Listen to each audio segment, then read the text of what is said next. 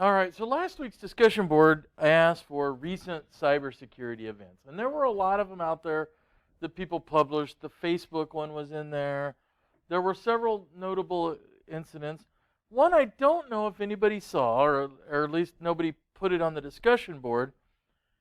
And so at the beginning of this year, I've talked a lot about industrial control systems, or SCADA, and how interesting and scary those sometimes are. So I actually had to make a run out to my dad's house, and I picked up the local newspaper, and what did I see? Now, this is not the article because this made it into Security Weekly and all different other kinds of things, but Post Rock Water Supply in Ellsworth, Kansas, and I have probably 20 different people I know that are on this water supply system. They got hacked. Now, in this case, it was a former employee. He'd worked there about a year, and he logged in and was trying to alter the water controls. Well, what they don't tell you is some of the details of that. So this is a particularly egregious case of human resources being dumb, systems being dumb because we tried to make it easy. So at this particular water processing plant, so large plants, so you go to New York City or anywhere, large cities, they have people on staff 24 hours a day. Unfortunately, in a smaller environment, they have somebody there during the day, and at night the plant tends to be automated, so if anything happens, somebody has to respond and go out to the plant. So to make life easier, we often put in these SCADA or industrial control systems, and we make them accessible from outside the local plant. And so it's a little frightening.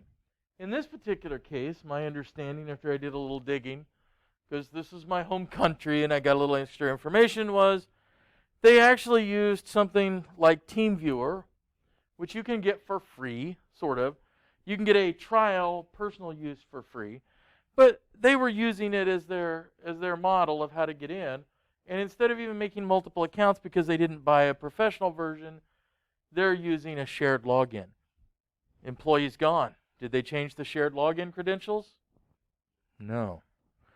So I think we have to look at, is this really a failure of the system? The system did exactly what it was designed to do, or is it a failure of HR to remove people from lists and IT, or who, if they have any IT at that? It's a pretty small organization. You're on board with where I'm headed to. So we actually have two events fairly close together. So I also brought up an article in here about the Florida event. So Florida, so I've seen several different versions of this, and it sounds as though they also were using some kind of remote software like TeamViewer. And there was actually somebody physically at the monitor and watched the screen start changing, which is not unusual because a lot of times you do have multiple entities working on those systems. But he noticed that they were moving things to turn the water into essentially an alkaline, and said, oh no, that's wrong. Now, this article that I pulled up, though, says it's an automated system caught the error. But I don't think that's really the case. I think that sounds better to the general public than saying, oh, we got lucky because an employee was sitting at that desk and actually happens to notice it going on. Oh. So there's a lot of these happening. They're happening around you. They could happen right now in the Peru water, for example. It could happen almost anywhere we're at. We start relying on all these systems. And there's a lot of good to that. There really is a lot of good to that because it allows us for scales of economy. It allows us efficiency. But we really have to think a little bit about how we're setting these up, how we're allowing users access. Do we have limits and controls on? So we need to look at that model. And if an employee's been gone for a year, why in the heck do they still have access to anything? That's an HR and an IT failure combined there. Now, in a larger company, I would say it's purely HR because IT doesn't necessarily know everybody that gets fired, hired, and so if there isn't that communication, it can be a problem. So again, it's a pretty small little facility, but it's interesting. And so the one in Florida is also listed in there. So we've had a couple of them that have happened here recently. So in this case, 5 years in federal prison and a $500,000 fine is a possibility. Yikes.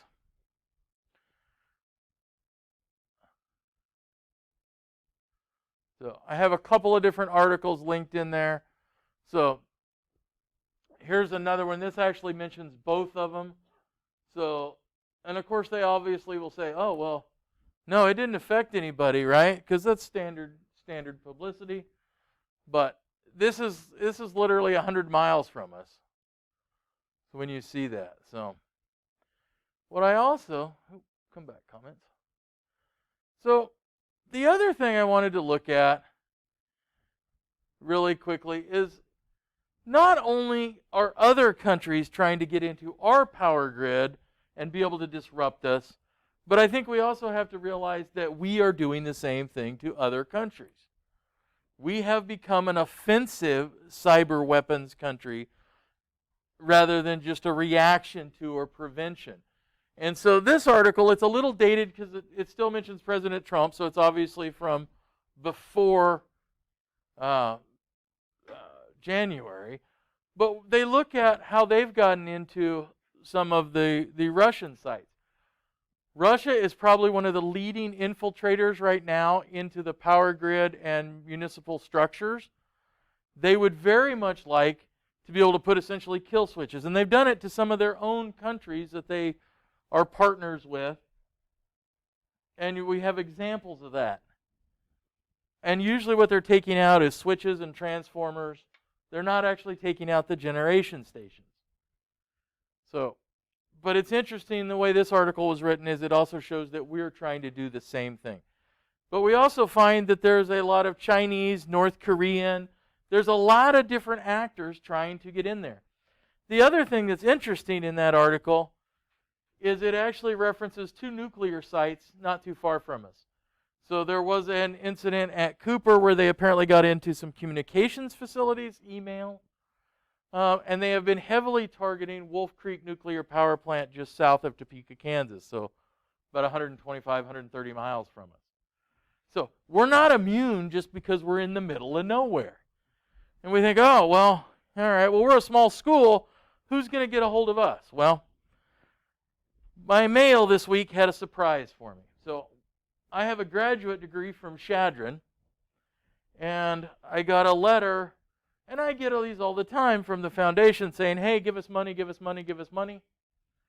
Well, this time I got a letter saying, hey, our foundation got their records hacked, which could include Social Security numbers, graduation dates, financial information. Great. Great. So that was always a great letter to receive. But of course, they've done the typical standard, which is said, well, we'll enroll you for a year in a credit monitoring plan. Great, that makes me feel so much better. All right. And finally, in the current events, so long ago at the beginning of this semester that seems like it's lasted 14 years due to this weird structure we're in right now, we talked a lot about Stuxnet and the Natanz enrichment facility. Well, it made the news again about a week and a half ago. It was offline. And they haven't revealed a whole lot of what happened, but it appears to be again in some form of cyber attack. And again, if you remember the Stuxnet, that crossed the air gap because people plugged in a flash drive, and it was fairly destructive to a lot of the centrifuges in there.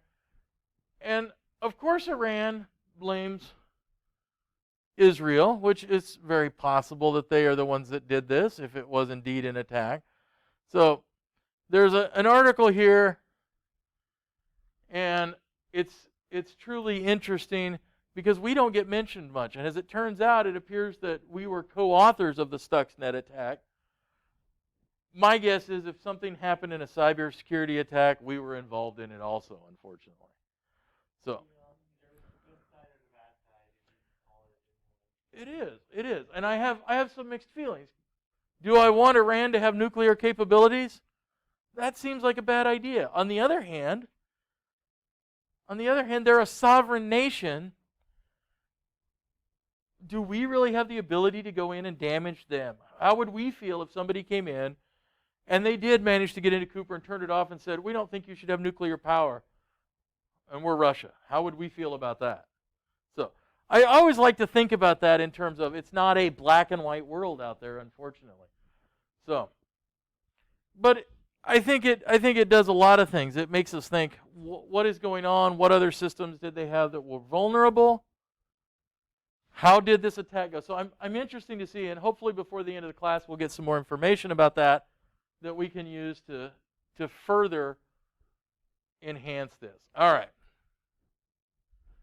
So when we talk about SCADA, because it kind of picked up, and it's interesting because I actually had this left in here from last year, so I just left in the video. There's actually a couple of videos about SCADA, so a power grid one and one a SCADA video that shows an attacker. He's talking about what he's going to do, how he's attacking it. That one's about 30 minutes long, so I don't think I'll take all the class time to show it, but it's actually really, really good. So I would encourage you in your own time to take a look at that, because I suspect there will be a question on the final. So there will be a question about what are passwords, and we all know the answer to that. And there will probably be a question about SCADA, about what kinds of things can it do. So that would be a good resource to spend some time looking at.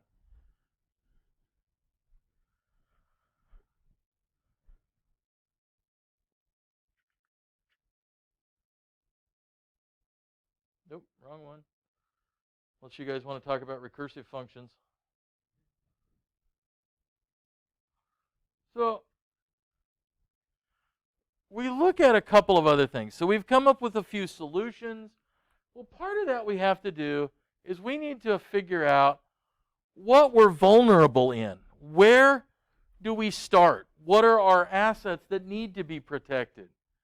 So there are things that we may not have to deal with. So in Nebraska, I don't typically have to deal with the repercussions of hurricane as a natural disaster, if we talk about natural disasters. But there are natural disasters I have to worry about. Do I have to deal with earthquakes in Nebraska? Not really, but It's not that far from us. If you actually look, Hastings, which isn't that far from us, it can happen. We are actually on a fault line not too far from us.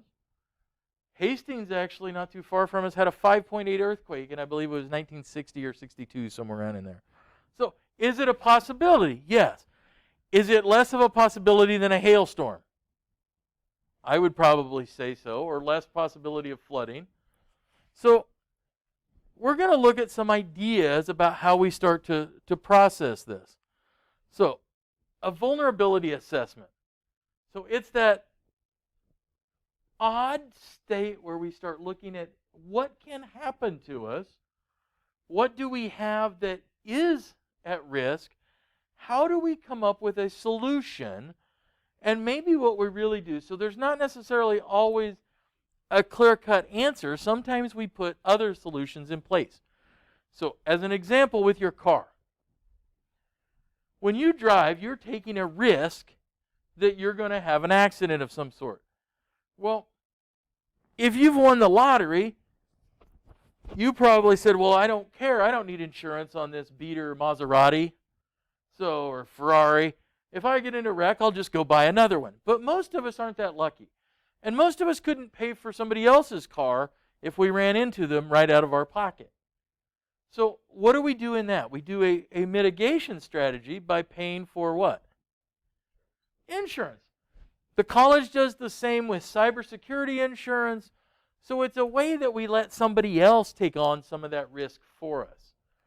So in return, we promise we'll drive nicely, and some insurance companies want you to put a little box in there so see how hard you brake and accelerate. But by doing that, somebody else is taking on some of that responsibility. I believe in our state, if you have enough money and want to do it, you don't have to buy insurance.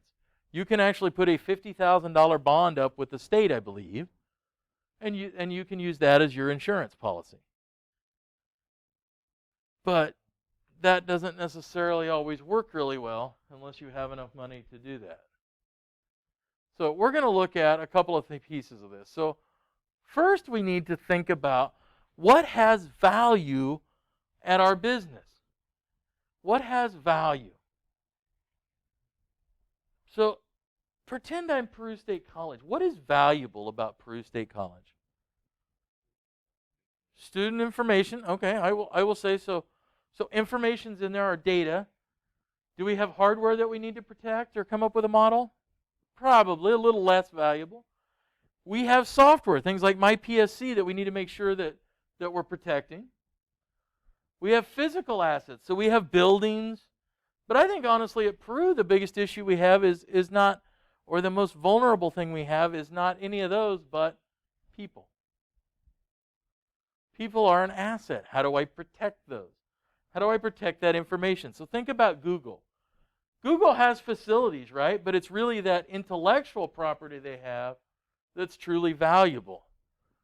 So we need to identify what things in our organization have value, and that can start to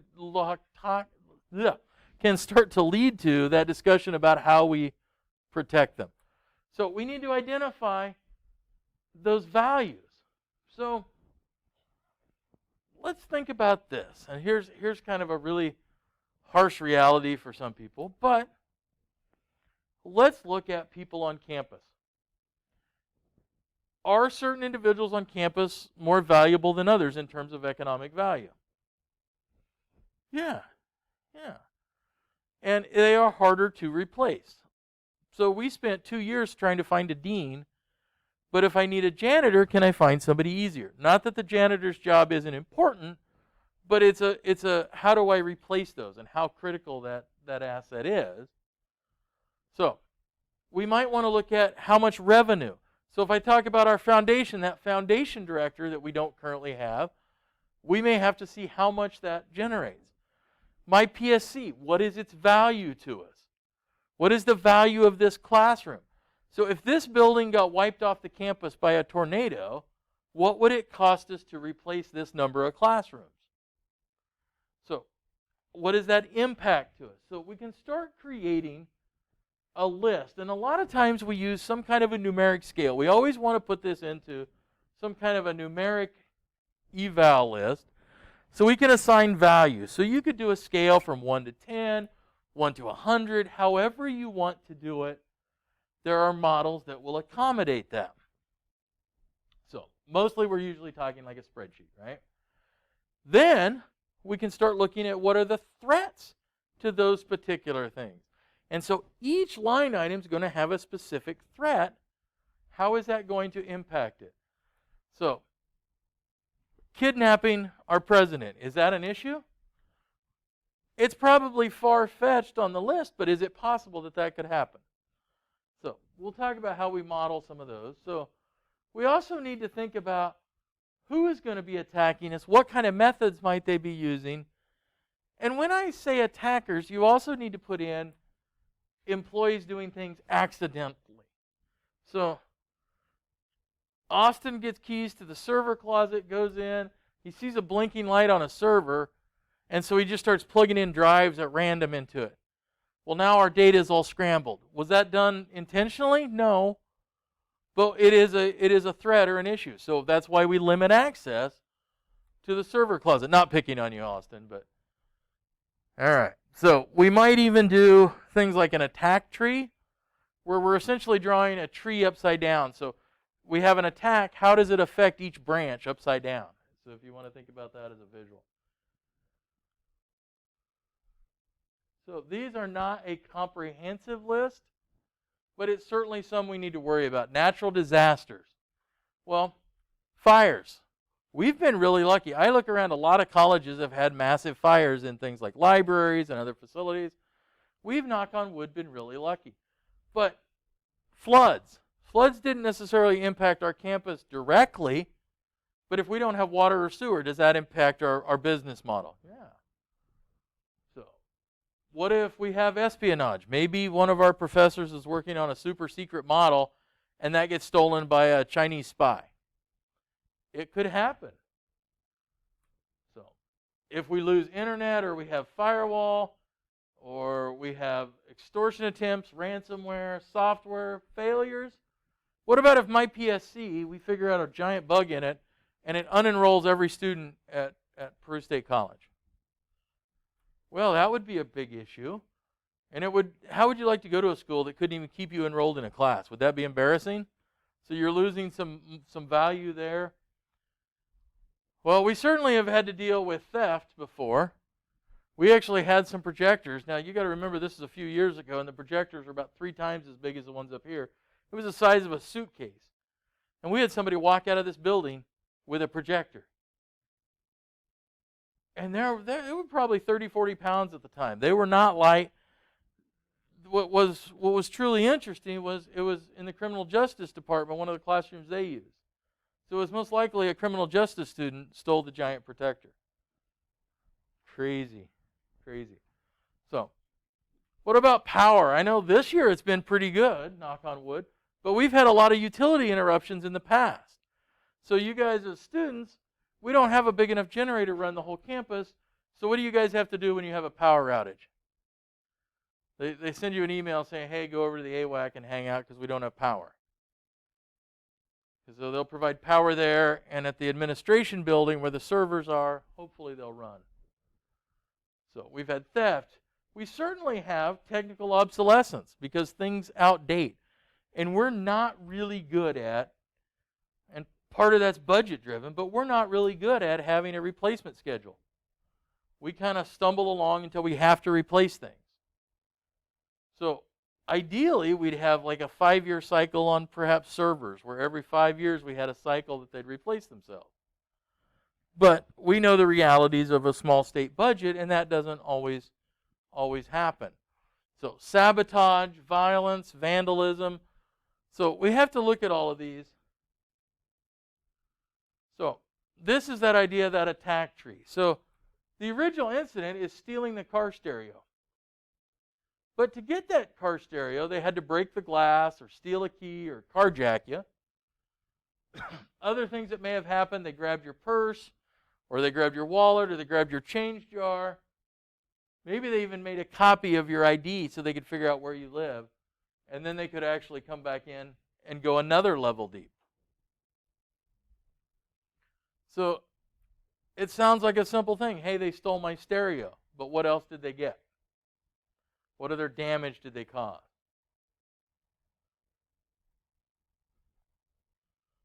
So this is that same scenario. When somebody breaks into my system, what other information? We need to try to identify what other things have they gotten a hold of that we should be worried about. So we may take an idea and look at this. So we say, all right, they logged into an account. Oh.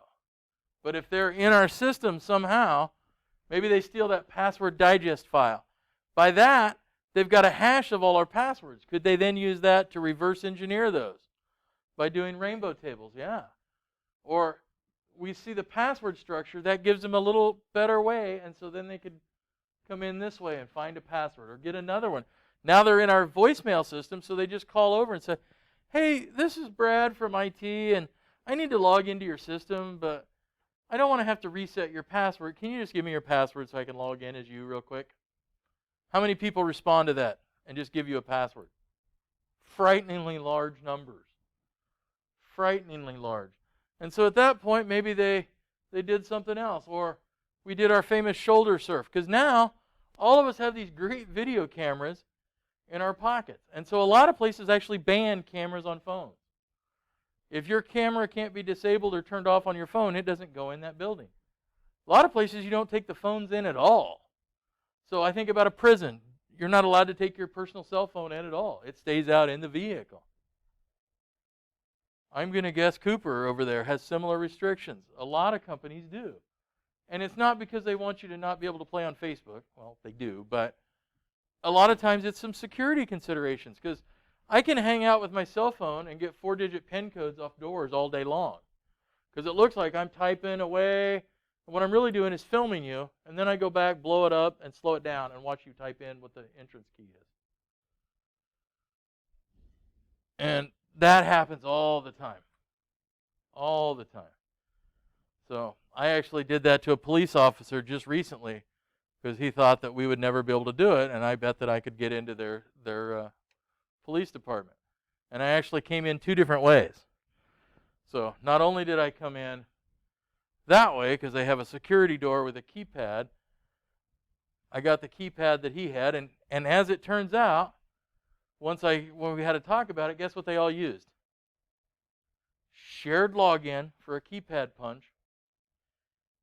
Not only that, it had never changed. Had they had employees that were no longer employed there?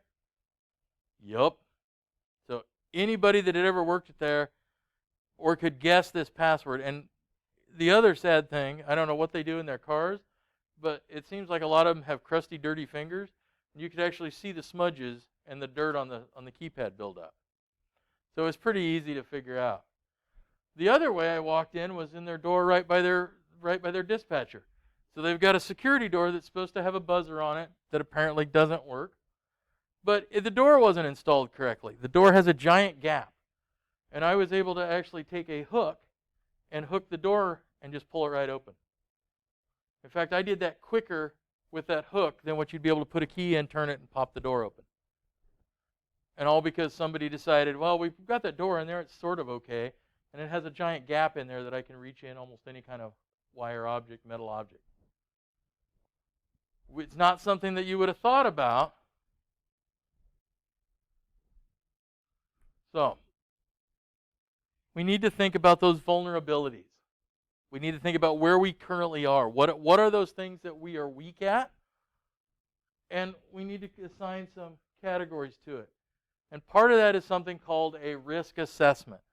We know what the vulnerabilities are. What is the risk associated with that vulnerability? And not only do we want to assign what can happen, we want to look at the percentage or the likelihood that that can happen.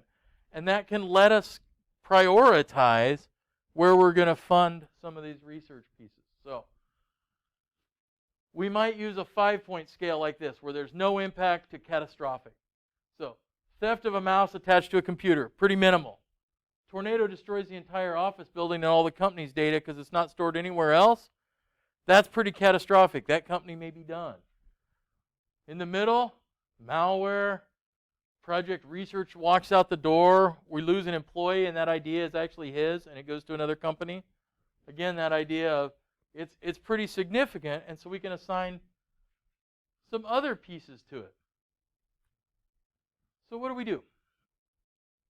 How much risk can we tolerate in each one of those? So we take the asset. What is the threat? What is the vulnerability to it? How much of a risk is it? And then we finally come up with a list then of what do we want to do about those. So we can very much numerically categorize this data, and we can start to then come up with, all right, I know I need to worry about fire because we've discovered that we're very vulnerable. It's a catastrophic event. And by a numeric scoring, it's probably the most vulnerable piece we have. So I will try to find some risk mitigation sheets so you guys can see what those look like. We talk about it in some other courses. I know in POM we talk about it in terms of a factory. In project management, I talk about it in terms of a project, that risk management. Well, the reality, if it's a very low percentage, even though it may be a catastrophic event, it may not be what we focus our resources on. We will never have unlimited resources for IT and security. I wish we could say that that was not true, but we're always going to be a cost center to the corporation. So how do we justify which one of these that we're going to work on? Maybe ransomware bubbles up to the top, and we have to figure out some solutions for ransomware.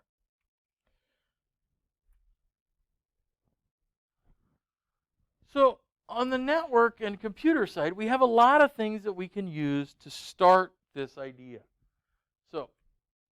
in the assignment, you're going to do some port scanners. So you're actually looking at what happens if I try to come into my own company. So you can look for open ports. You can look for open vulnerabilities. We have protocol analyzers. So there are specific tools that we can use for vulnerability scanners. Maybe we set up honeypots. So in other words, we set up a fake network that looks like ours and try to see if people attack it. And if they do, what are they looking for?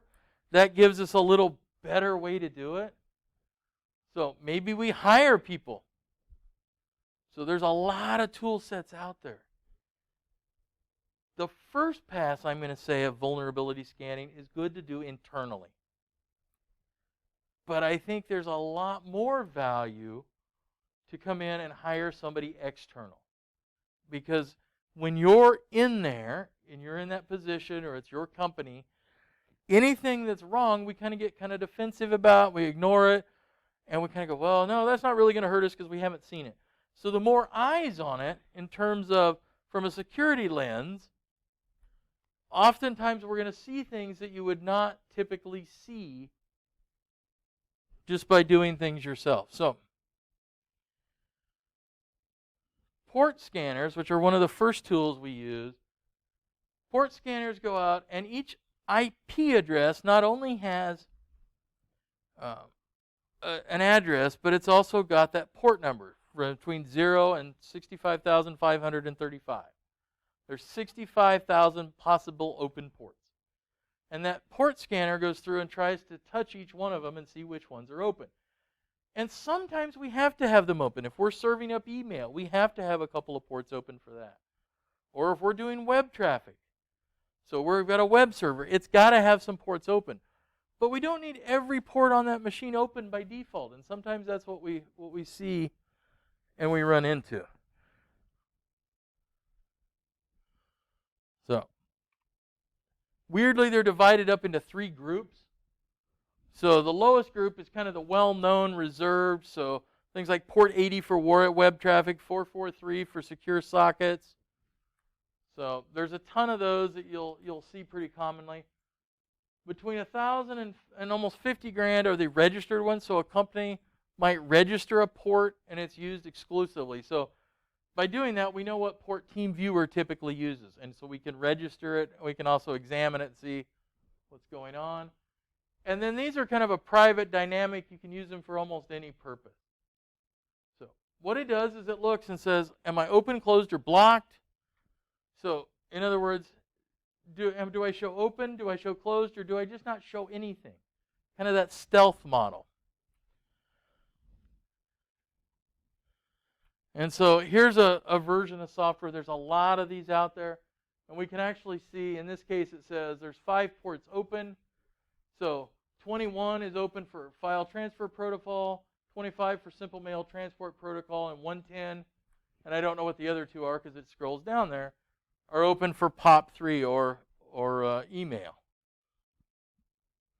So we can see what openings there are on our computers. Well, there's some other ones we can use, and there's one. Let me jump out of here real quickly.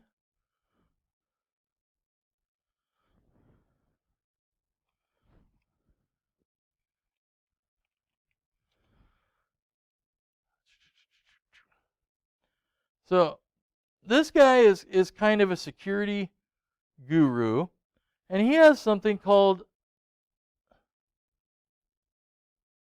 Shields Up. So it actually goes out and kind of does a scan on the connection you're at. And so it says, all right, here's some things that we're going to do. So if you don't know who Steve Gibson is, he's kind of an interesting character. So you can actually see that in this case, it says, hey, there's really nothing open. But we can look at different tools that are available. We can look at specific ports. So it's kind of a handy little thing. It's only available on the web, so if you can't get to the web, it's not very useful. But he's got some other interesting tools in there that you can use. So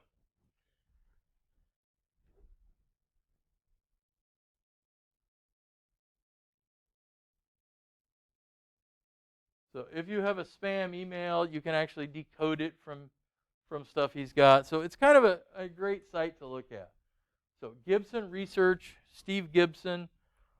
Every week he posts on the Twit network. He's got a podcast with Leo Laporte called Security Now. If you really want to get in depth on security issues, it's kind of an interesting 3 hours.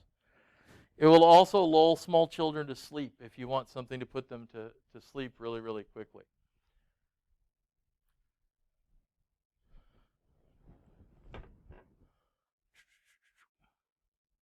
Come back here. All right, so port scanners are kind of the start. It's one of the things that you can do on your own.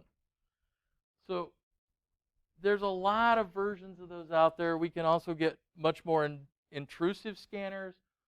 So you can use something like Nmap and you can get a lot more results than just is a port open or closed.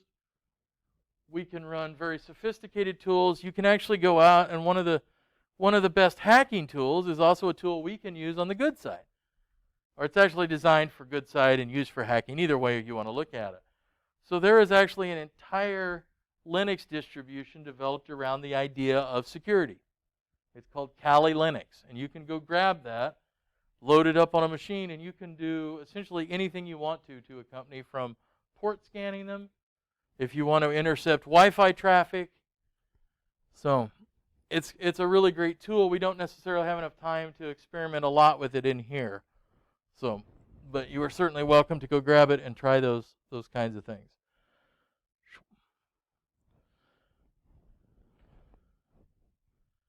So the next piece we need is, great, I see what things are open, but I see some traffic, and I want to grab those packets, and I want to look at that packet. And we've already shown you one tool that you can use, our buddy Wireshark. Not only can I use it for good purposes, but I'm capturing traffic on that network. And if I have passwords that are unencrypted being sent, or any clear text for that matter, I can actually use it, and I can actually grab packets, and I can see what's in them. So we can decode them. There are some other automated tools that will look for other things, but quite frankly, free tools. Wireshark will grab that. And there are a whole bunch of hex editors if you want something better than Wireshark to open up some of those packets. So we call them a hex editor because it's most of the communications translates then from binary to hexadecimal to make it easier to see what's going on. So we can look at all different kinds of things that are happening with that traffic. Am I seeing, like, what kind of details, what kind of data? So there's actually Wireshark right there if you don't remember it. And so each one of those lines is a packet. It is captured. And each one of those could be full of details and data that we can find on that network. So if I can get access to the inside of that network, now I'm at a little bit of a treasure trove. And if I can then further go in and find a switch that's not locked down, and I can talk that switch into mirroring all the traffic for that switch, and I put it right into something like Wireshark, so I'm grabbing all of that traffic. So you think, well, I don't have to encrypt anything because it's inside my physical network. But is it? How many times when you walk in a building do you see things like, hey, there's a network jack on the wall that's not got anything in it? Wonder what happened if I plugged in my laptop right there. Maybe you guys don't play that game. I kind of do for some reason. Things like hotels, I like to see if doors are closed so I can open them up and go, oh, look, there's some network equipment just sitting there staring at me because nobody locked it down. Or the latest one I saw that I really loved, I just happened to see a door propped open because the janitor is in there. And so they have combined an IT closet and a closet to put mop water together. It's a great combination of, so small Walmart rack. Most of the time when I observed at this place, that door is propped open with a mop bucket so the janitor can get in very easily. Well, in this particular case, it was a fairly small network, so there were a couple of switches, and there was a router, and even better, they had a backup device in there with easily removable hard drives. So, doors open, pop the drives out in about 10 seconds, walk out the door, and you've got a backup copy of all their data. That's kind of scary. So we have to think about those in terms of what kind of security posture we're making.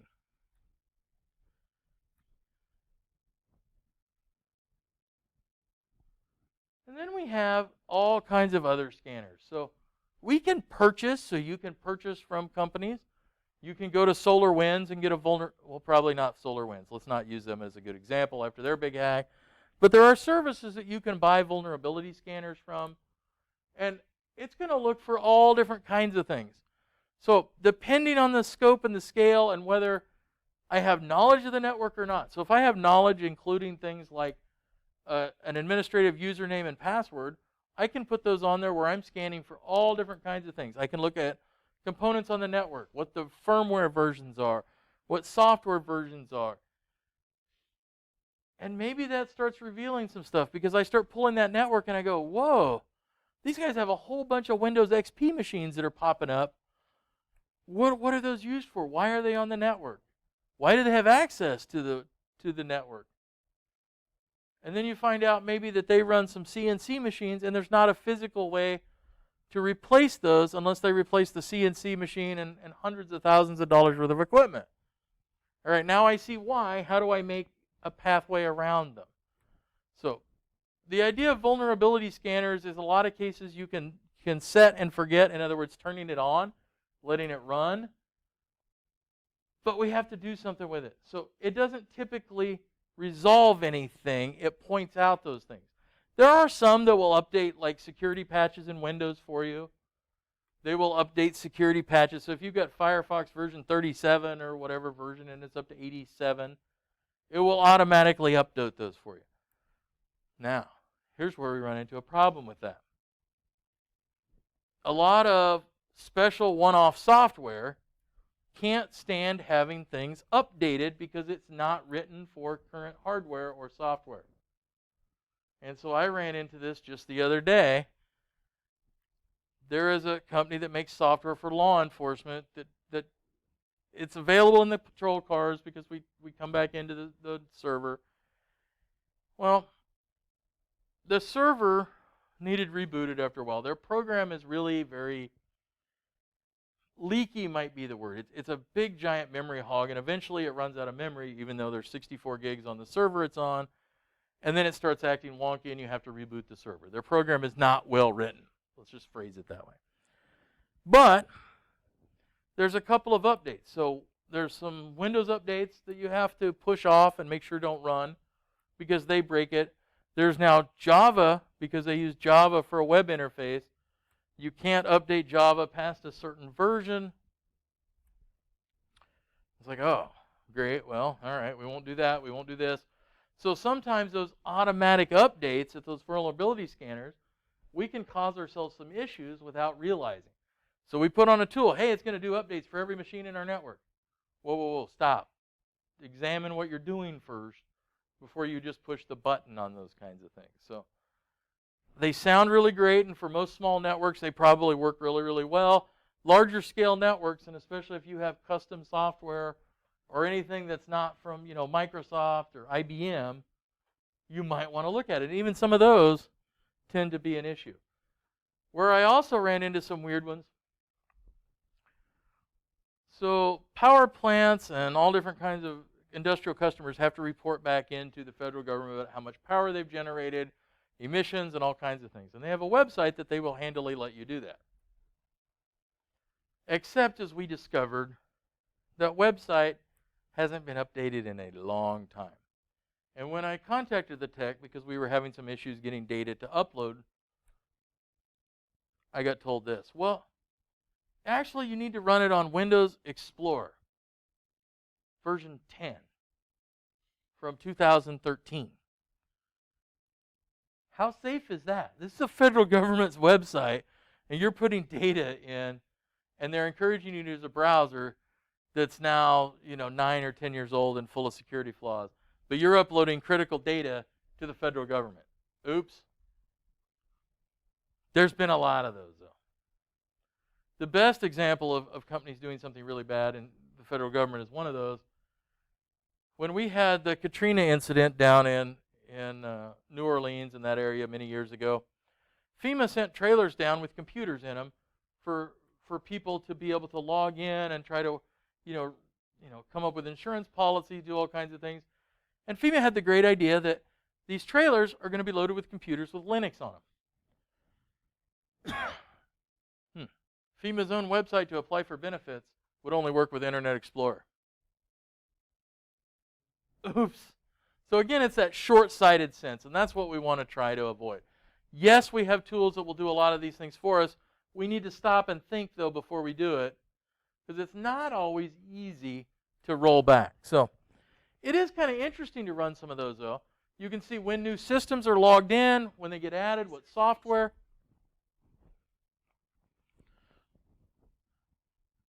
You can see what version. In fact, you can get to the point of you can actually see when they're about to run out of toner on a printer. And so that's there's a lot of really good things about it. But we have to be careful that it doesn't interfere with what we want to do. But it is kind of interesting. You can usually see then, hey, I see, Bob, you just installed a gaming software on your computer.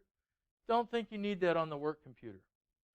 Or, hey, you've been going to a lot of gambling sites. Maybe we should talk about a Gambling Anonymous program for you instead of you playing PokerStars.net while you're at work.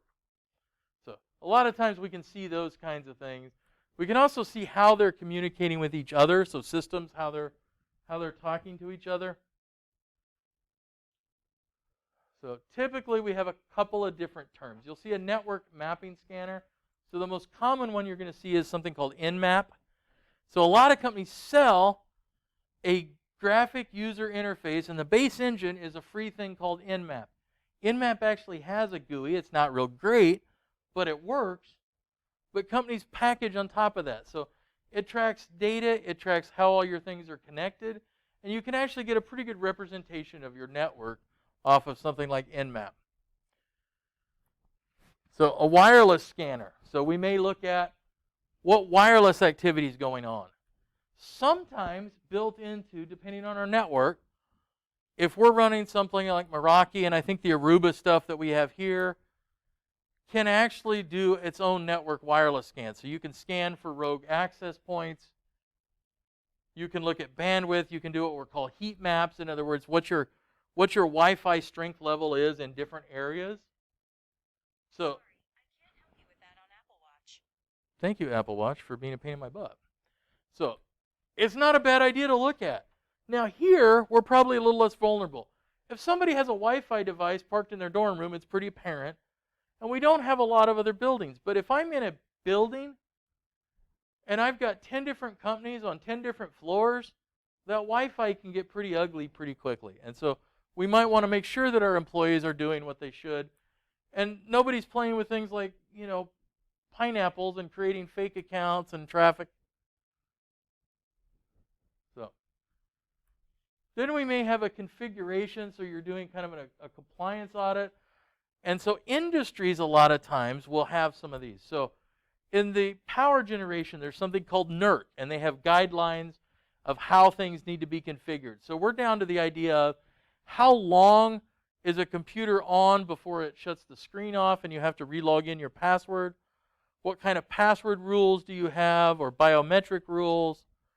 So a lot of businesses have to deal with that. HIPAA, if you're in a medical institution. Here we have to deal with FERPA. So those same kinds of ideas. There's some pre-configured rules, except we have to try to interpret them. In a lot of cases, they're not clear-cut. They'll say, the workstation must be secured from external usage.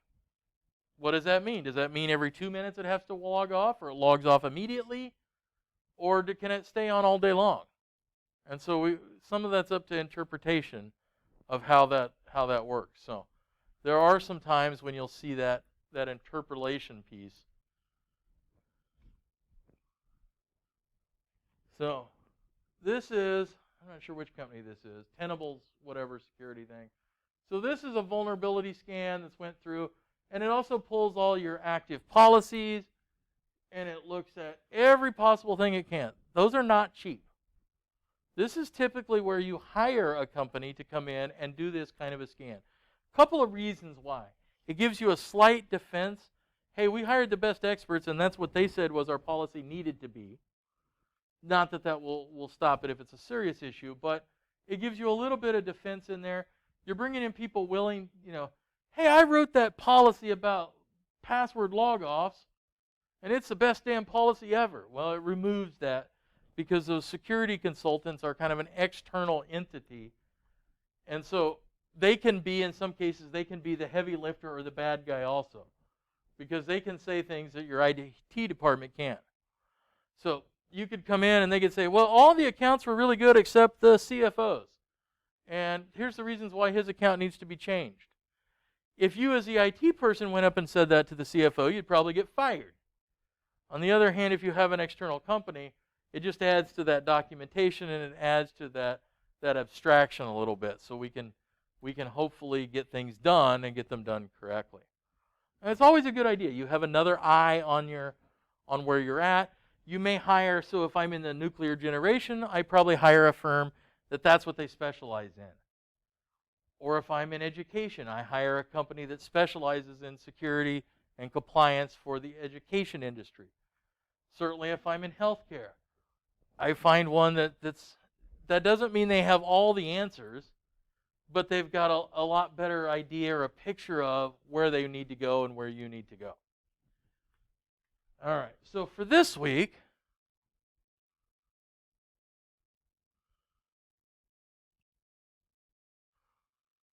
we have a couple of things we need to do. So you really should watch. In fact, I'll make it easier. I'll take this one off the table. Chunk, we'll delete it. Yes. So you really should watch this video about SCADA, and it'll give you kind of a little better idea what it is than me just talking about it. There is a quiz, and then there is an assignment.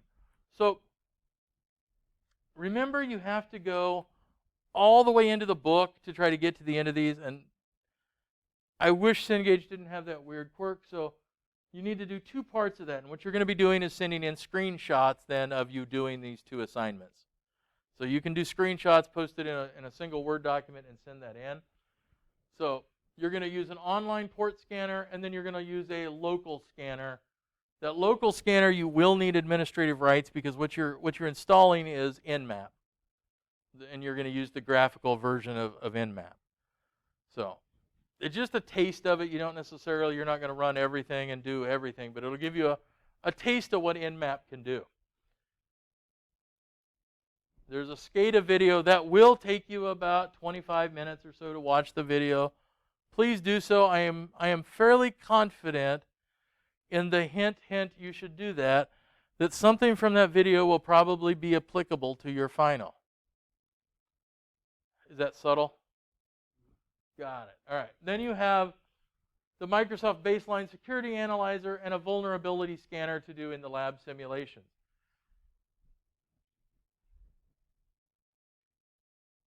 The discussion board for this week .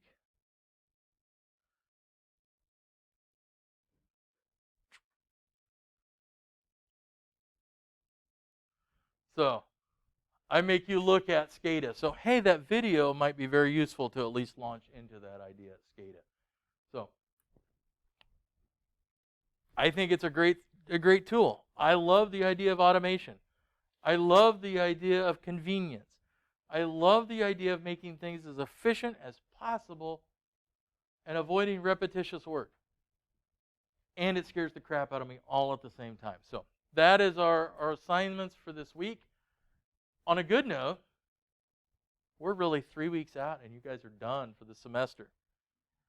I don't know why, but this semester certainly feels like it's been about 37 weeks long so far. Does anybody agree? Yeah, between illnesses and pandemic and weird other things. All right, so that is our week in a nutshell, and we will finish up on Thursday then our class discussion.